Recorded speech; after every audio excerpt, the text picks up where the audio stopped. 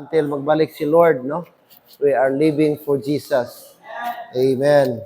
All right, before ang ating message ngayong hapon, gusto kong basahin ang ating schedule po sa meal ng ating speaker. I don't know kung na-mention ni Ma'am Vic sa mga nanay, na-post na. So, i-remind ko lang, baka hindi pa nakabasa yung iba dyan sa likod. Okay, sa May 17, this is Friday, si Pastor and Ma'am Vic, no, Dulay family. May 18, that is Saturday, breakfast, Sister Hazel and Sister Jane Ramirez. Itong lunch at ang supper, gusto kong iswap, Ma'am Joy, kung okay lang, kayo ang lunch sa Saturday instead na dinner. Okay? Ang original is ang lunch si Sister Mary Ann at Sister Cheryl. Pero gusto kong iswap ito. Sila na lang ang dinner. Kayo ang sa lunch. Ang lunch is si Sister Susan and si Ma'am Joy. Okay. And then May 19, this is Sunday morning. Breakfast, Sister Charlene and Mary Nor. Yan ang nakalagay dito. Lunch, Dulay family. And then supper, yun na yung LBBC. Kay dinner naman tayo, Brad. Okay? And then breakfast, this is Monday, May 20. Breakfast, Sister Emeline, Sister Heidi. Lunch, Dulay family. Supper, Dulay family. 21, this is breakfast. Bali, Tuesday na ito. Okay? Si Ninang Neri Pinyalver. And then sa lunch, Dulay family. Okay, di ko alam kung anong oras sa Tuesday ang kanyang flight. Lunchtime ba? But ang kanyang ticket is Tuesday, 21. So may breakfast pa.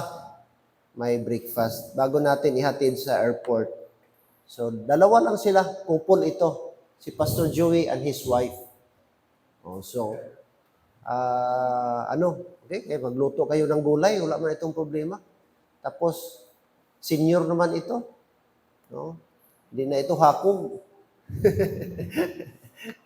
Alright, so it's a blessing na maka-minister tayo sa servant of God. Amen? Blessing po yan. So, paki-double check na lang sa mga schedule sa likod. Sa likod. Okay, that is for our meal assignments. Okay, for Pastor Joey and Ma'am Reyes. Alright. I-double check ko pa ang kanilang schedule. Wala kasi akong copy ng ticket nila, plain ticket. Kung before lunch ba sila sa Friday, magdating sa airport or after lunch. Alright. Okay, so yun po. Anyway, salamat. And salamat din po sa lahat na nag-effort para po sa Ladies Fellowship and of course sa birthday celebration ni Ma'am Vic. Okay? Salamat mga nanay. Thank you sa effort ninyo. Salamat sa inyo pong pag-greet kay Ma'am Vic. Okay? Iwan ko kung reply si Ma'am Vic sa inyo. Kung wala man, okay lang kasi na-busy din si Ma'am Vic. Amen? Alright. So, sa lahat po, thank you so much sa nag-greet kahapon sa birthday ni Ma'am Vic. Alright. Okay? So, tayo please. Hindi tayo magtagal this afternoon. Salamat sa good attendance natin this morning. Amen. Sa mga nanay, praise God, mga mothers natin, nakahabol. Alright? Now, announcement pala, pasensya, kinulang ang ating giveaways. Ang order ko kay Ferly sana, ang sabi niya, available, Pastor, mga more or less 40. Sabi ko, kung pwede pa, gawin mong 60 para lahat mabigyan. Pero sadly, parang 30 plus lang ang available. Kaya parang may mga nanay kanina na hindi nabigyan daw. So wag lang kayong magsunggod ha, baka gawin yung magsunggod ka mo kay grabe na. No? Sige lang, unahin lang nating bisita. No? Importante ang bisita natin na bigyan natin, no? Kaya, ano man lang yan. Alright. Pero baka someday, mayroon pang madagdag or magdating na stock, pwede pa mahabol. Father, we thank you this afternoon. Thank you sa cool weather na hindi masyadong mainit. Thank you nakabalik kami ngayong hapon. Thank you sa warm lunch fellowship with fellow mothers. Salamat sa joy, salamat sa excitement. Salamat, Lord, for the time na nagkabanding po ang mga nanay namin, both aming mga nanay sa church at mga visitors namin. It's my prayer na maging blessing ito na event, ang Mother's Fellowship, Lord, magkaroon ng impact sa mga ibang nanay. Marami pong salamat and continue to be with us and make this mga married ladies namin na maging channel of blessing sa iba pang mga nanay. Thank you for everything, for what you have done to us, and also for the life of Ma'am Vic, giving her another year in her life. It's my prayer that you would continue to use her to be a big, Lord, help to her husband, to the pastor of this church. Thank you for her life and commitment and dedication in the ministry. Likewise, thank you for all the mothers who prayed for my wife, Ma'am Vic. I believe I cannot be able to reach this far in this ministry without the support of my wife. So, thank you so much for being a great blessing ni Ma'am Vic. And it's my prayer na sana masustain pa niya ang kanyang health as a senior na Panginoon na effective pa siya at magamit sa inyong gawain. And all these things I ask and pray in Jesus' name. Amen and amen. Be seated. Thank you so much. All right, I will not stay long ngayong hapon. There are 4 things we are going to, would like to share with you this afternoon. Our message is all about till He come. Till He come. That means until the Lord returns. Until the rapture. Okay? There are 4 things we're going to do until the Lord return. Amen? So, meaning, hanggat di pa babalik si Lord, patuloy tayo. No? Ang ating finish line is the rapture. Hanggat wala pang rapture, if God would allow, 10 years from now, 20 years from now, kung buhay pa tayo, sana gawin pa rin natin ito. Amen. Number 1, till He come, let's keep working. Till He come, let's keep working. Luke 19:13. Okay, let's go to Luke 19:13.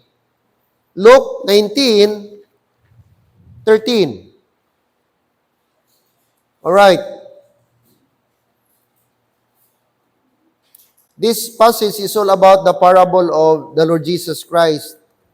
And he's talking about a certain man, a noble man, who went to a far country.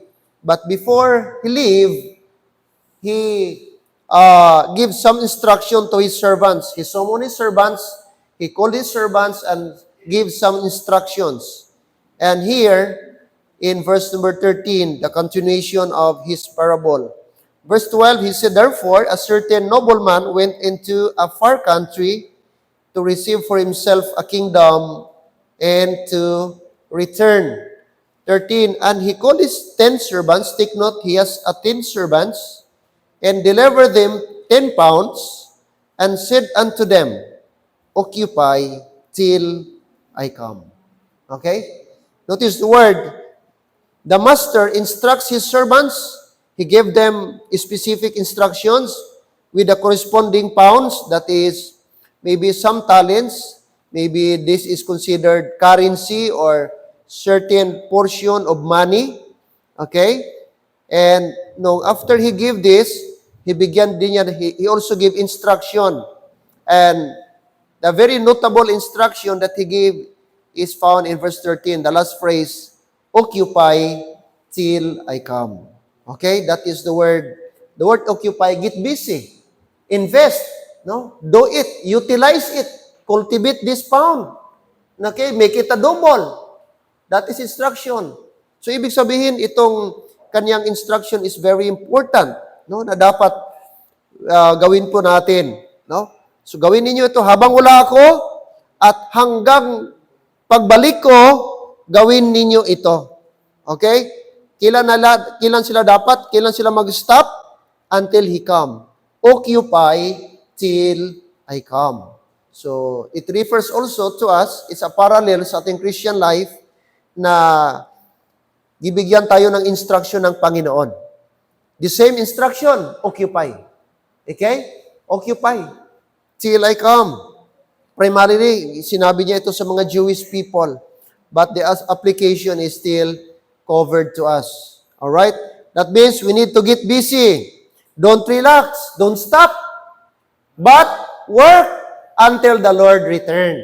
So, hanggat hindi pa nagbalik si Lord, okay, like I said kanina, 5 years from now, wala pang rapture, 10 years from now, hanggat kaya natin, kahit may edad ka na ngayon, puro kaya mo pa.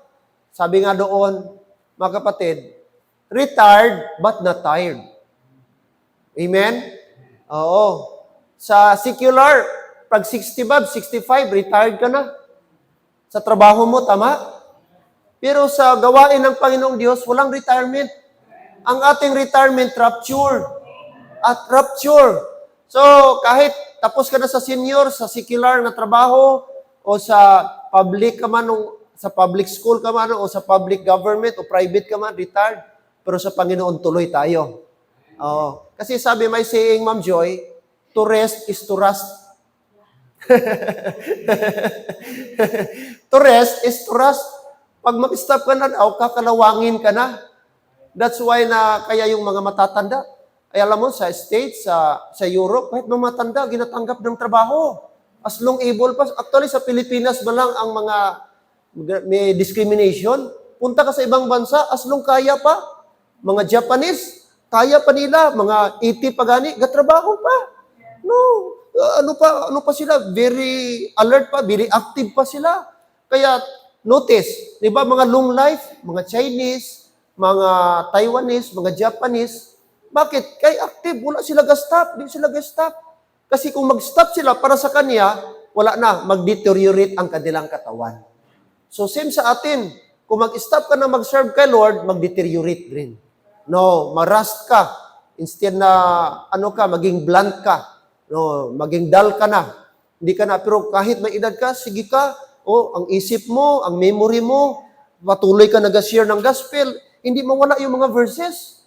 No? Kaya nga naman, tuloy-tuloy ka eh. Wala ka, hindi ka stagnant. No? Kundi tuloy-tuloy. Kaya same way sa atin.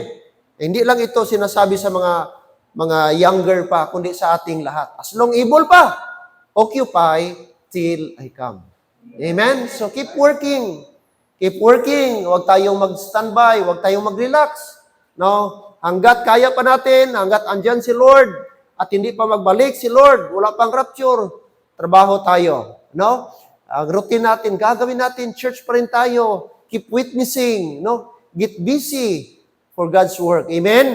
Anong sabi ni Lord? Jesus Christ, John 9:4. Anong sabi niya? John chapter 9. John chapter 9.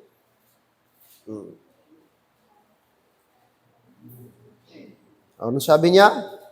Jesus Christ Himself, He said, I must work the works of Him that sent me, while it is day. The night cometh, when no man can work. Oo. So sabi niya, I must work the works of Him that sent me. So even si Jesus Christ, very conscious siya na meron po siyang function, meron siyang role, meron siyang mission dito sa mundo na dapat niyang gawin at gampanan. At sabi niya, gagawin ko ang aking tungkulin while it is day, habang may pagkakataon, habang may chance. The night cometh. Alam niya na may boundary, may limitation someday. While it is day, the night cometh. That means, stop na. When no man can work. Alright? So, while kaya mo pa. Kasi someday, mag-depreciate ang katawan mo hanggang isip ka na lang. Sayang, di ko ginawa ito nung una ba? Nung able pa ako, nung kaya ko pa, yung malakas pa ako. No? Di ba yung mga matatanda o yung mga taong trabahoso, na-notice nyo, na-observe nyo, yung bigla silang nag-stop na, nag-ano sila, medyo ang katawan din nila.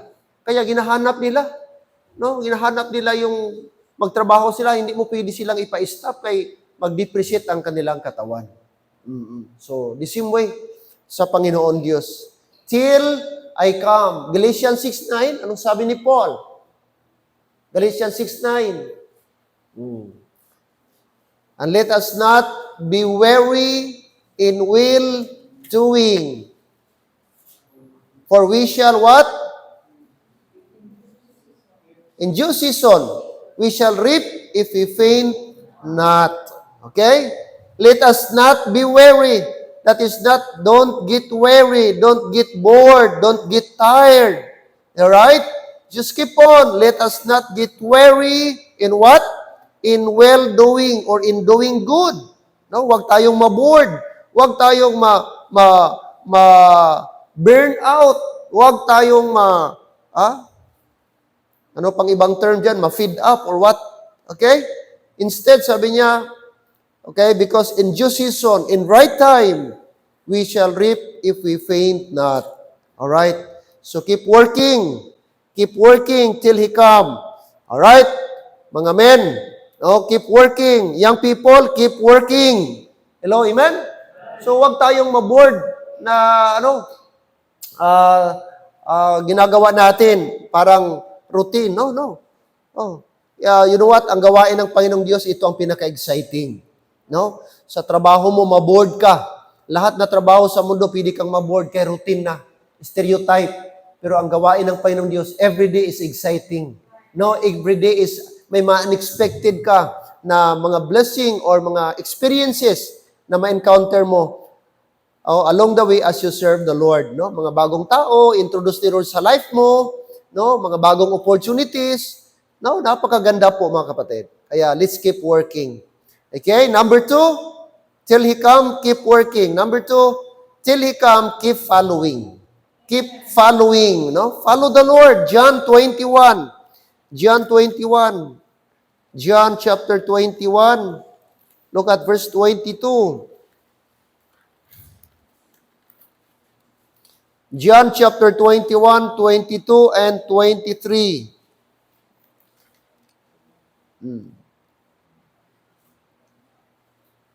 All right, let's read please, verse 22 and 23. John chapter 21, verses 21 and 22 and 23. Read. Jesus saith unto him, If I will that he tarry till I come, what is that to thee?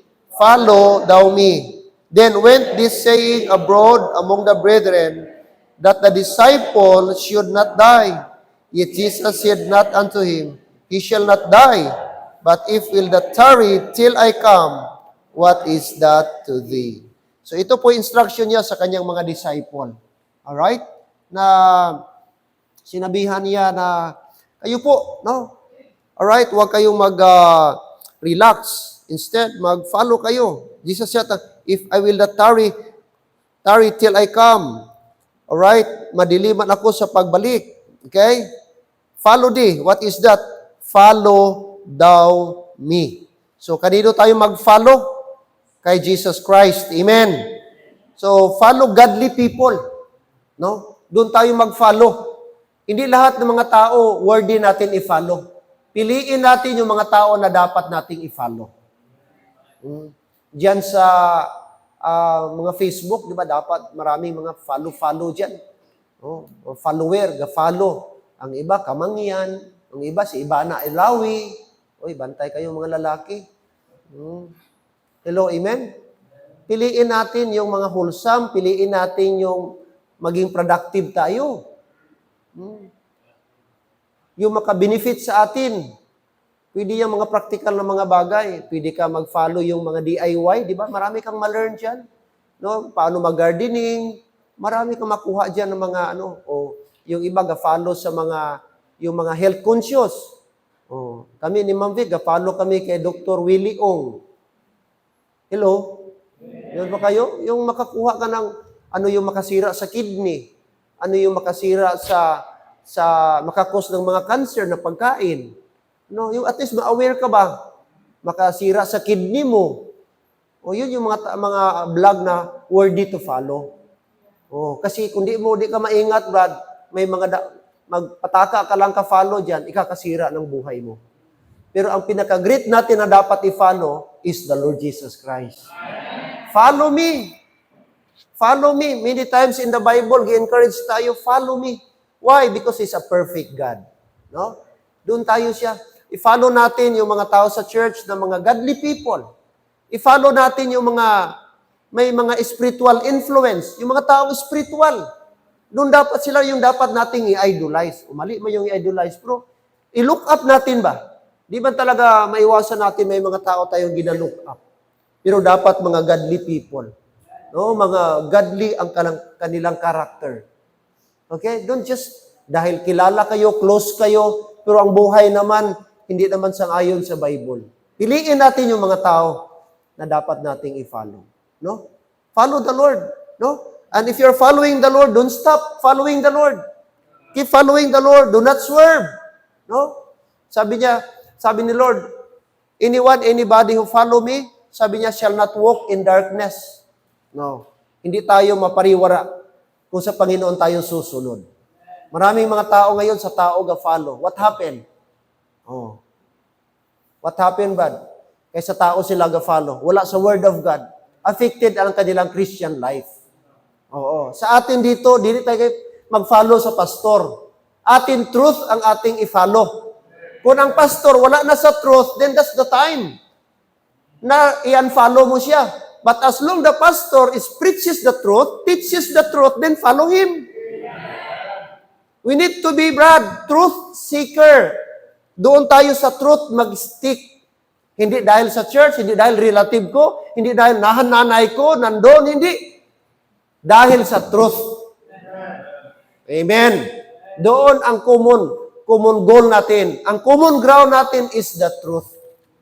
Biskan utod mo pa na, biskan tatay mo pa na, kung wala na sa truth, there's a time na pwede kayo mag-separate that. Because ang ating basis is the truth. Amen? Alright? Following, keep following the Lord. No? I hope, i-pray mo ito, Lord, until magbalik ka. No? Kasi nakakalungkot, baptist ka ngayon, 5 years from now, di ka na baptist, iglesia ni Manalo ka na. Wow. No? Naging ka na, naging kibuloy ka na, o SDE ka na. No?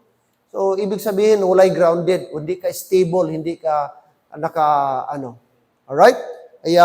We need to be follow the Lord until He come. Till He come, keep working. Till He come, keep following. And third, till He come, keep remembering. Keep remembering. 1 Corinthians chapter 11. Apostle Paul admonished the Corinthian believers. And this is his instruction.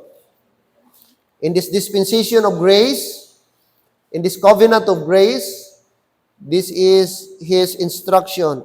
It talks about the Lord's Supper or Lord's table. Okay? Which is the church ordinance, very important. And he was writing to the Corinthian believers. Chapter 11. All right, verse 23. Verse 23. 1 Corinthians 11:23, for I have received of the Lord that which I delivered unto you, that the Lord Jesus, the same night in which He was betrayed, took bread. 24, and when He had given thanks, He brake it and said, take it, this is my body, which is broken for you. This do in what? Remembrance of me. Notice the word remembrance of me. How do we remember the Lord? By partaking the Lord's table. By practicing the Lord's Supper. We were instructed to remember the Lord till I come. 25, after the same manner, He also took the cup when He had supped, saying, this cup is the New Testament in my blood. This do ye as oft as ye drink it in remembrance of me. The same thing, amen? Twice, He mentioned the word remembrance. 26, finally. For as often as ye eat this bread and drink this cup, He do show the Lord's death till He come. Amen? We were commanded to observe this. Until when? Until the Lord's return. Until the rapture. Jesus said, until He come. Not just He gave a specific period after 2 years, after 10 years. No. But till He come. So meaning, hanggat wala pang rapture, mag-Lord's Supper tayo, Brad. Members, i-practice natin ito. Kay instruction ito, utos ito ni Lord. Na gawin natin hanggang siya po'y magbalik. So kung hanggat di pa nagbalik si Lord, patuloy tayo. Gawin natin ito. Sundin natin. Kasi kapag ka ang church wala nag-Lord's Supper, we disobey God. Because this is God's solemn instruction. Especially in the dispensation of grace. Alright? Sa Old Covenant, sa Old Testament, wala silang Lord's Supper. Dito mo lang makita. Kasi dito na, Brad, symbolic na ito. The bread symbolizes the broken body of the Lord Jesus Christ on the cross. And the wine symbolizes the shed blood of Jesus Christ on the cross. Lord's Supper is a picture of the gospel. Symbolic of the gospel. We can symbolize, it's a pictorial, symbolic. Every time we partake, every time we took, mga kapatid, the bread of Christ, the bread and the wine is a perfect example, mga kapatid, or symbol of Christ's death, burial, and the resurrection. Alright, so very, very clear in the Bible, till He come. We need to remember the Lord. In remembrance of me. Okay, how do we remember the Lord? By observing the Lord's table o the Lord's Supper. So, dapat proper ang ating motive. Amen? Hindi ka curious ka lang, ano kaya yan? No, dapat maintindihan mo. Kaya nga, meron tayong lecture nito. After mabaptize yung mga members, gina-disciple natin, ginaturuan, para pagdating sa Lord's Supper, alam nila. Hindi ka nag-partake ka lang kay curious ka, dapat alam mo ang significance, no? Ang importance, okay, ng Lord's Supper. Okay? Mahalaga po yan, mga kapatid. Amen. So, remembering, till He come, until the Lord's return. Alright, the fourth and last, amen? Oh, I will not stay long ngayong hapon. Till He come, what's number 1? Keep working. Number 2, till He come, keep following. Third, till He come, keep remembering. Close open parenthesis, Lord's table or Lord's Supper. Alright? And fourth and last, keep holding fast. Keep holding fast. Till He come, keep holding fast. Alright? Revelation 2:25. Alistair there, amen? Alright, amen. Revelation, let's go to Revelation chapter 2. Chapter number 2.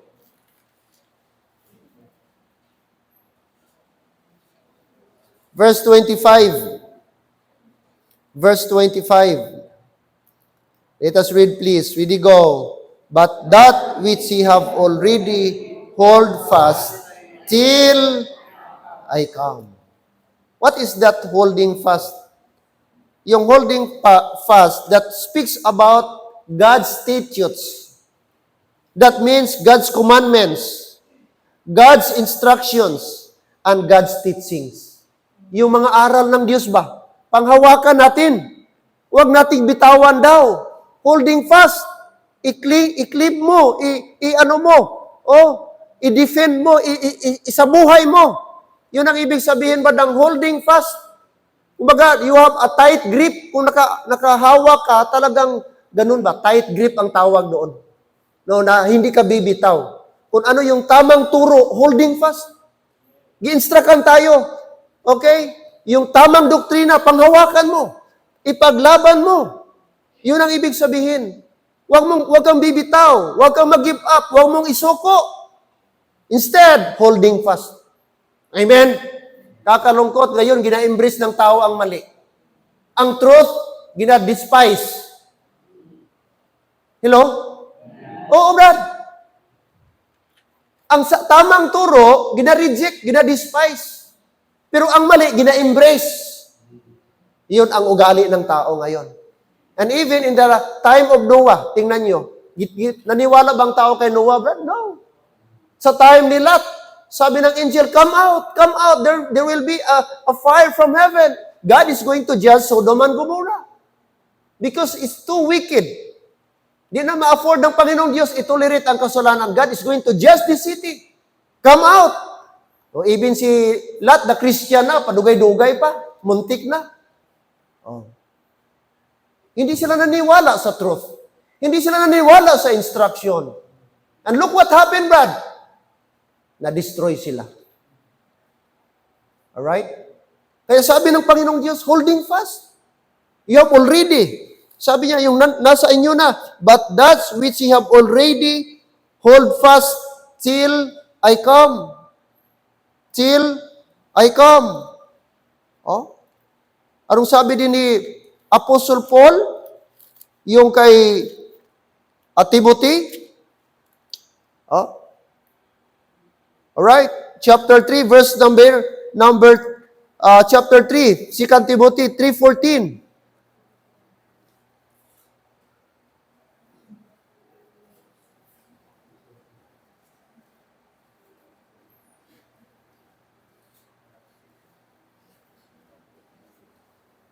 Second Timothy chapter 3, verse number 14. Let's go, please read. Let's read all together. Second Timothy chapter 3, verse 14. Ready, go. But continue thou in the things which thou hast learned and hast been assured of, knowing of whom thou hast learned them. 15. And that from a child thou hast known the Holy Scriptures, which are able to make thee wise unto salvation, through faith which is in Christ Jesus. So, anong sabi ni instruction ni Paul kay Timothy? Timothy, but continue thou. Sa anong area siya dapat mag-continue? In the things which thou hast learned and hast been assured of, knowing of whom thou hast learned them. So, gisabihan siya ni Timothy. Si Timothy, sinabihan ni Paul, binigyan ng instruction. Ipagpatuloy mo, panghawakan mo, yung mga bagay na tutunan mo at narinig mo. Na kung saan, mula sa pagkabata, sabi niya 15, and that from a child thou hast known the Holy Scriptures. Expose ka na-instruct na sa iyo, sabi ni Timothy, ni Paul kay Timothy. Bata pa. At anong niya, sabi niya, ano ang impact sa Scripture, since the bata pa, aware na si may idea na si Timothy, sabi niya, which are able to make thee wise unto salvation through faith which is in Christ Jesus. So, ibig sabihin, malaki ang factor, impact sa life ni Peter, ang Word of God, nga na-introduce sa kanya at the very young age. At sabi ni Paul, panghawakan mo yun, ipagpatuloy mo yun. But continue thou. In fact, anong sabi niya dito? Chapter 4, verse 2. Oh, preach the word. Be instant in season. Out of season. Reprove, rebuke, exhort with all long-suffering and doctrine. Why? Verse 3, for the time will come, darating ang panahon, in the last days, when they will not endure sound doctrine. Take note the word sound doctrine. That means biblical, scriptural, the true gospel, the true doctrine. People will not endure. That means they will despise, they will reject it. But after their own lust shall they heap of themselves teachers having itching ears. 4, verse 4. Let's read. Ready, go. And they shall turn away their ears from the truth and shall be turned unto fables. Saan daw maniniwala yung tao, Brad, in the last days? Sa fables. Ano yung fables? Yung mga gawa-gawang istorya ng tao. Instead sa truth. Mas daling maengganyo at maniwala yung tao sa mga man-made na mga story, mga man-made teachings na hindi na truth. Hello? So, dapat aware tayo doon at mag-ingat tayo. I was really sad. Talay, gusto kong kausapin yung pastor doon sa kabila. Kasi, sige pa rin sila banat-banat dito sa atin na wala man tayo wala tayo panghilabot. Every time mag-visit sila sa ibang bahay, ibang member, anong bukang bibig nila? Bakit andyan ka pa sa Liberty? Kulto man na. Kulto man na. Bakit dyan pa kayo? Very, you know what? No? Masyadong below the belt na masyadong mga atake nila ba? Wala man tayo. Ako, gapres ako dito. Wala ako Amen? Sabi, anong basis mo? Tell me nga maging kulto. Pwede yan ang kasuhan mo ng moral defamation. Yung paninirang puri. Paninirang puri man yan. Yung i-accuse mong isang tao na wala kang basis.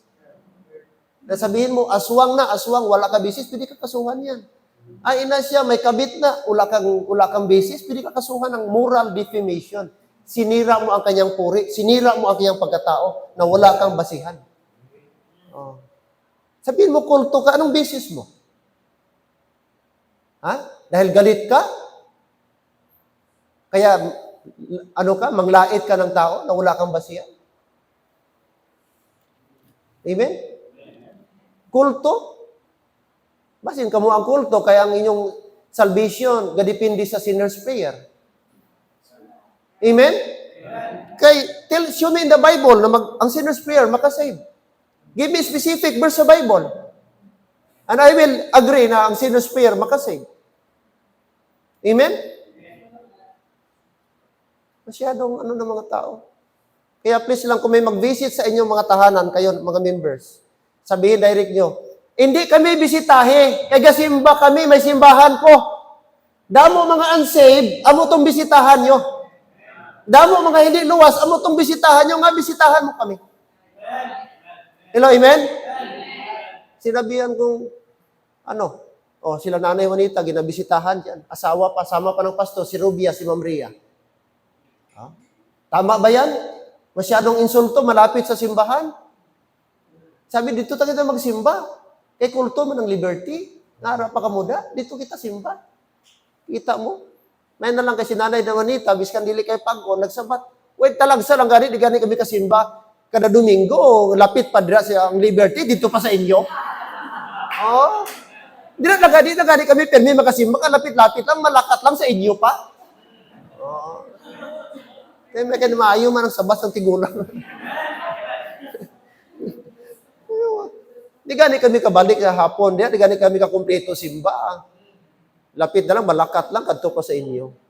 Pero the fact na, bisitahan mo, grabe. Sister Geraldine, gibisitahan nila daw. Imagine mo, grabe nga mga tao. Wala lagi sila iban mabisitahan. Kung tunay, totoo yung soul winning ninyo, bakit ninyo yung soul winning? Para makita effective talaga. Oo. Kadaming tao dyan, doon kayo mag-soul winning. Kaya sa tingin nyo, tama man yung turo kaya ninyo, yung teaching ninyo, yun ang sabi ninyo totoo, at piki kami din, show it. Para maniwala kami na totoo. Bakit mga members ang bisitahan nyo? Hello? Is that fair, mga kapatid? Hindi yan gawain ng totoong baptist. No? Ang daming taong unbeliever sa Coronadal. Ang layo-layo, abot pa sila mag-visit dyan, ang doon simbahan nila. May Swino, may subdivision sa Swino, kadaming bahay doon, bakit di sila doon? Way man ta nagpunta doon, mag-sulwining gani. Punta doon. Oh, tapos baka abot dito mag-visit sa mga member pa. Hindi ko maintindihan. Tapos yung bukang bibig nila, kulto, kulto, kulto.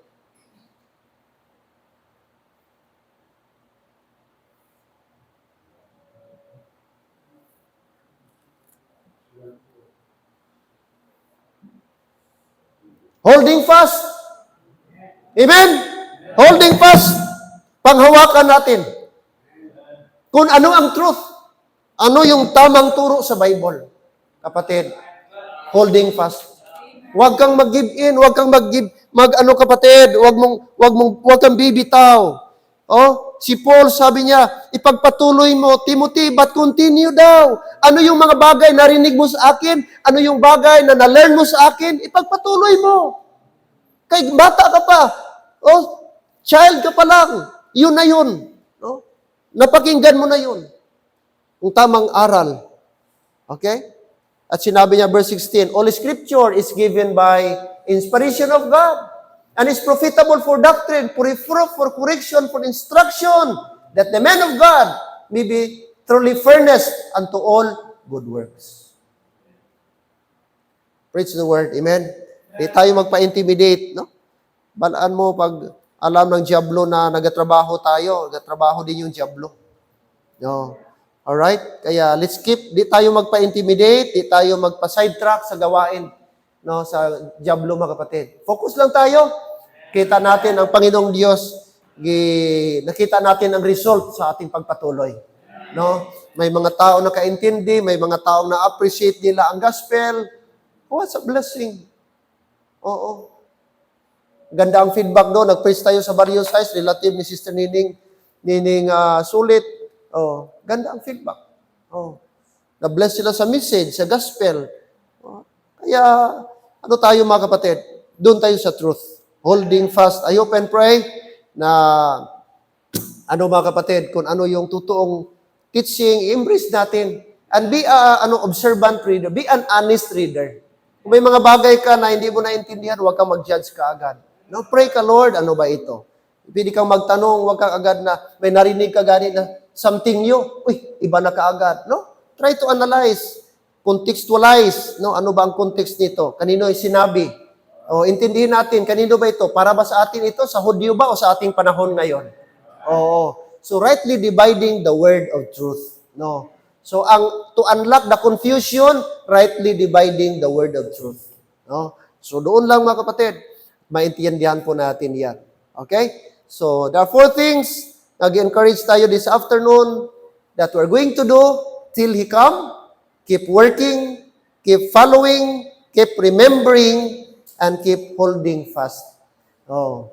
Subo, may mga pastor, nagpastor sadto daw, nakatuliko. Diba? Na ano mo sa may mga vlog karon? Dating pastor, ngayon bumalik pagkakatuliko. Pastor ng Baptist, naging Sabadista. Ay, abaw. No, dili gid save. Why gito ka intindi? Kaya kung tao ka na ka-intindi ka salvation, imposible malubag ka pa. Oo. Meaning, wala ka foundation. No, na-intra ka lang siguro, na-baptist ka, pero why mo natungkad, why mo naintindihan kung ano ang imo teaching. Kaya imposible sa tao. Balaan mo na ang teaching sa Katolik, dito ka pa nagtupa. Oo.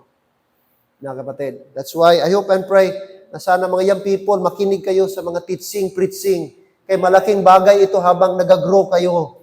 No, ma-equip kayo, dahan-dahan kayo, nakakita kayo, nakakuha kayo ng mga idea.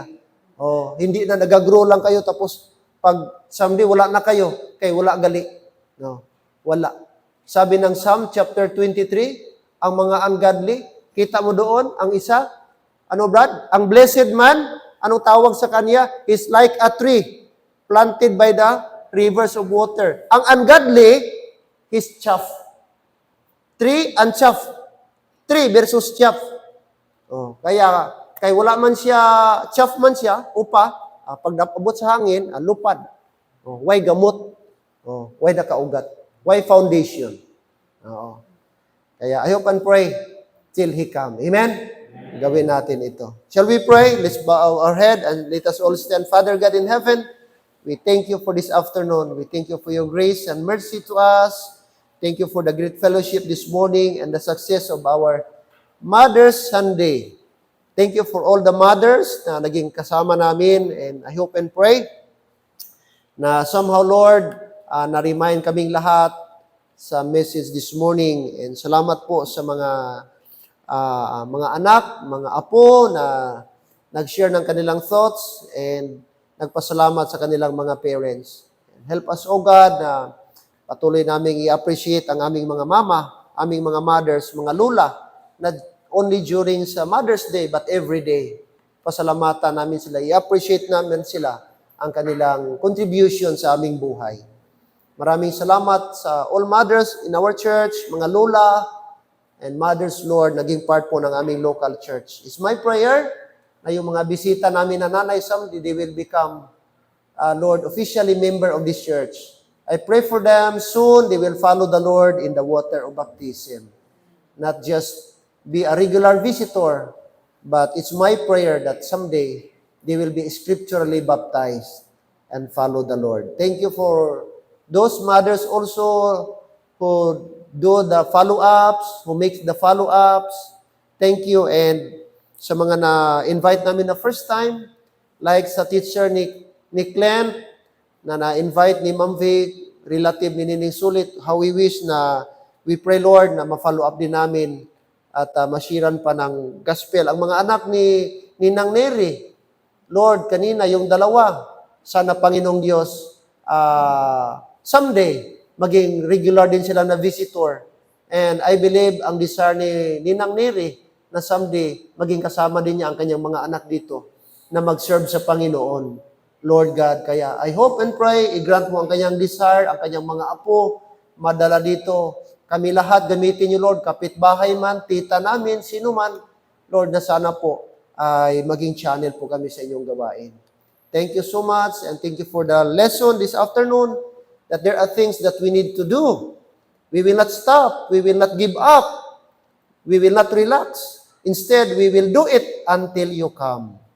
But unless, Lord, habang wala pa, we will keep doing it. Working, we will keep following you. We will keep remembering, Lord, the things that you have done to us by practicing the Lord's Supper.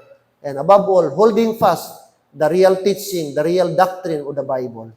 Aming panghawakan, Panginoon, huwag naming i-give up. Instead, we need to teach it, we need to share it, the truth from the Word of God.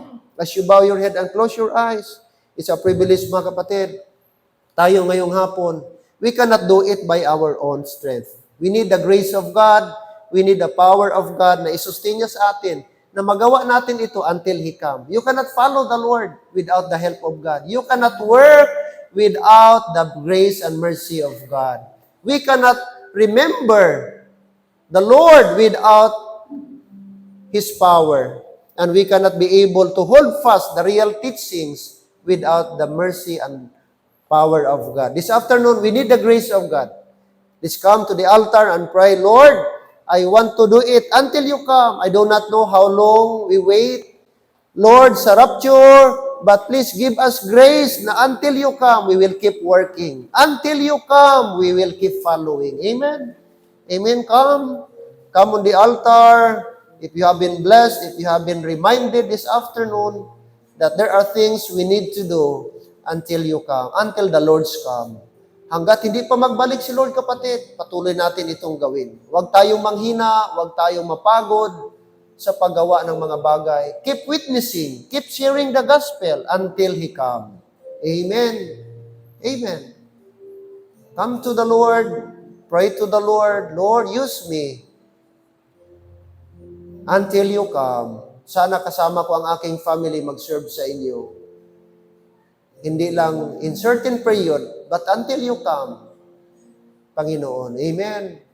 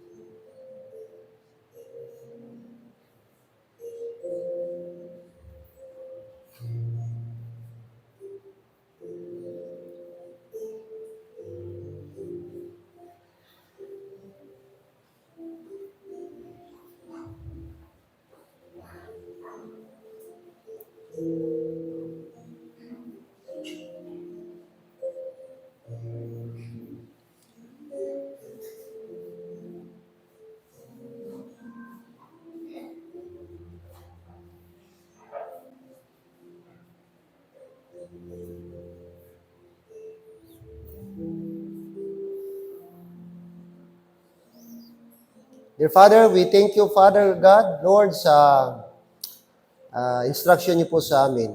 Thank you for continuous reminders.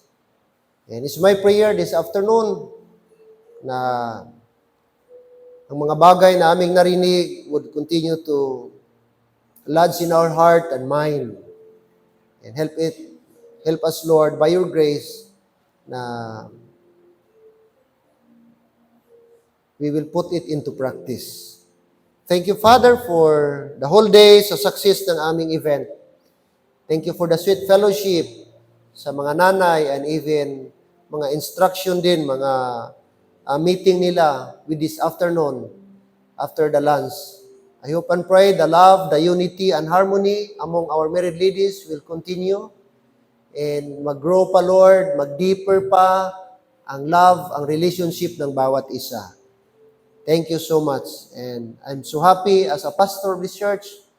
Kita namin, Lord, ang unity ng aming mga nanay. I hope and pray na hindi kami magkawatak-watak, walang division, walang anumang bagay. Sa halip magtulungan, magmahalan kami. We need to lift up one with another. We need to bear one another's burden. And we need to consider one with another. Thank you, dear Lord, for your great love for us. Thank you for your mercy and favor and everything. As we face another week, may you guide us, may you help us, Lord, anything and every challenge that we're going to face, and above all, our upcoming event, which is our church anniversary. Please, Lord, give us wisdom how to put this, Lord, everything into place, in a proper place. Give us wisdom, Lord, sa mga bagay-bagay. Lahat na ito, Panginoong Diyos, it will give glory to you, Panginoon. We pray, be with us, Lord, guide us, ang mga remaining work namin, mga retouch, painting namin dito, Lord, some preparations, may mga dapat kaming labhan, mga kortina, etc. Lord, please help us, unite our hearts, unite our hands, and resources for this great, great day. Panginoong Diyos, it's a birthday of our church, na kung saan for 21 years, as a local church, i-preserve niyo po ang iyong gawain. Thank you for the members who stand behind the pastor. Thank you for their love, the men, the women, and young people. I hope and pray, dear Father, na excited kami this coming Sunday, Panginoong Diyos, and we will cooperate, support one with another. Anumang mga pwede namin ipahiram, mga dispenser, table, whatsoever, mga need pa namin, sana po willing ang aming mga puso. Maraming salamat. And all these things we ask and pray. And please give us good health, Lord, para maka-perform po kami ng tama, Panginoong Diyos. In Jesus' name I pray. Amen. And amen.